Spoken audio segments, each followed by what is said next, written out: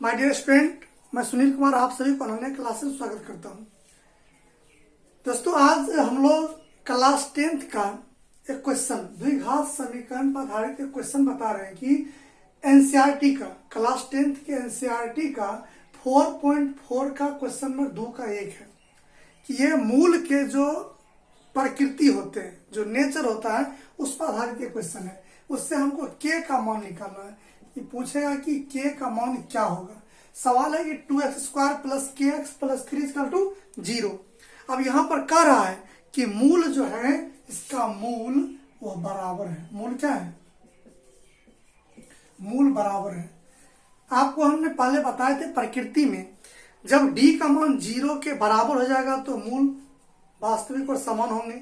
जब d का मान 0 से बड़ा हो जाएगा तो मूल वास्तविक और असमान होंगे। जब d का मान 0 से छोटा हो जाएगा तो वो काल्पनिक हो जाएगा। तो आप देख रहे हैं कि d का जो मान है वह मूल बराबर है, यानी मूल बराबर, इसका मतलब d का मान 0 हो जाएगा। यानी मूल का जो प्रकृति है वह d बराबर हो जाएगा 0, क्योंकि मूल बराबर है। तो बराबर का मतलब है कि d का मान हमेशा क्या रहेगा? 0 रहेगा। तो d इक्वल टू सूत्र होता है b² minus 4ac equal to 0। अब देखिए, आपको मैंने इससे पहले बताया था कि जो x² के गुणाम होता है वो a कहलाता है, x के गुणाम जो है वो b कहलाता है और बिना x वाले को हम c कहते हैं। ये तो पहले बताए थे कि द्विघात समीकरण को लिखने का तरीका है ax² plus bx plus c equal to 0। x² के गुणाम जो अंक रहेगा वो a कहलाएगा, x के गुणांक वाले को b कहेंगे और बिना x वाले को c कहते हैं। तो अब आप बताइए कि b² minus 4ac equal to 0 होता है। तो अब आपको पता है कि abc का मान यहाँ पर दिया हुआ है। तो बताइए b का मान क्या है? k, तो लिखेंगे k² माइनस 4, a का मान 2 हो गया, c का मान 3 हो गया इक्वल टू 0। ये k² माइनस 4 दूना 8 या 24 इक्वल टू 0।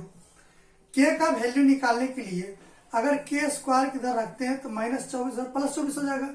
स्क्वायर को उधर ले जाएंगे क्या हो जाएगा? k equal to √24। जब रूट आ गया तो आप समझ गए कि प्लस माइनस होता है।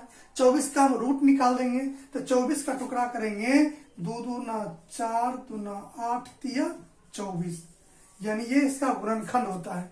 अब आप लिख सकते हैं k equal two plus minus √2 into 2 into 2 into 3। आप जानते हैं कि रूट में जोड़ा में से थोड़ा निकाल लेंगे, इसलिए k का जो वैल्यू निकला प्लस माइनस 2 √2 इंटू 3 6 हो जाएगा। यही निकला k का वैल्यू।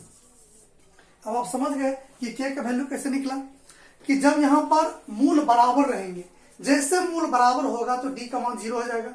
जब d का मान 0 के बराबर हो गया तो हम फॉर्मूला लगा दिए b² माइनस 4 इक्वल टू 0। तब abc का मान हम द्विघात समीकरण से चूज कर लेते हैं। x² के गुणांक वाले को a कहते हैं, x के गुणांक वाले को b कहते हैं, बिना x वाले को c कहते हैं। जब abc हमें पता है तो मान रख दिए, उससे k का मान निकल गया। यही आपके मूल का प्रकृति हो गया। इस तरह से हम k का वैल्यू निकाल लेते हैं। तो इस पर आधारित आपको लगभग क्वेश्चन बन जाएगा। आप समझ गए होंगे, इसको नोट कर लीजिए और इसको बना लेंगे, ठीक है। अगर आपको कोई दिक्कत हो तो कमेंट जरूर कीजिएगा। कमेंट करेंगे तो हम इस तरह से और भी कई क्वेश्चन बता देंगे। और या तो कॉल कर सकते हैं या कमेंट कर सकते हैं और लाइक सब्सक्राइब करते रहेंगे। चलिए, धन्यवाद।